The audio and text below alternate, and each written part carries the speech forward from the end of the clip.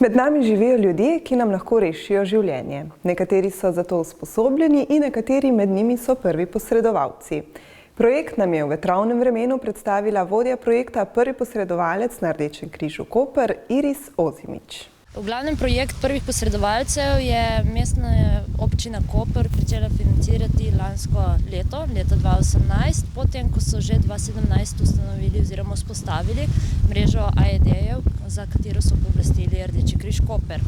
Namen samega projekta je bil s tem, ko se je sočasno opremljalo podeželje z defibrilatorji, da se tudi usposobi ljudi, ki bi znali te aparate uporabljati in s tem priskočili na pomoč najbližjim, ponavadi sosedom, prijateljem v življenjski stiski pred prihodom reševalcev. Trenutno je v mestni občini Koper usposobljenih 24 prvih posredovalcev, številka pa bo v prihodnje še višja. Zdaj, točnega števila ni še možno predvideti. Dejansko je projekt komaj iztekel in govorimo o v bistvu lokalni oziroma močni številki. Vsaka regija ima svoje zahteve. Zdaj, predvideno je bilo, da bi se vsaj za vsako krajevno skupnost zbralo minimalno 10 do 15 ljudi. To bi bilo pač sprejemljivo, tudi zaradi razdalj do bližjih vasi.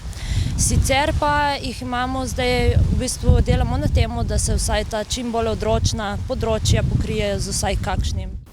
Za prvega posredovalca ni potrebno predhodno strokovno znanje, zahteva se dobra psihofizična pripravljenost, saj prihaja do težkih situacij. In kdo vse so prvi posredovalci in kakšne lastnosti morajo še imeti? Prvi posredovalec. Tle se znajdemo večinoma pripadnike že kakšne druge prostovoljne organizacije oziroma društva.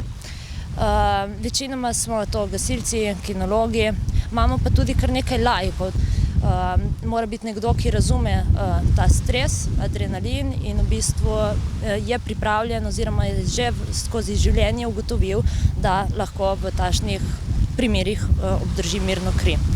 Vse ostalo se v bistvu ugotovi po prijavi oziroma med samim tečajem, usposabljanjem, kjer se tudi oceni, ali je oseba sposobna tematiko razumeti in seveda naloge izvesti.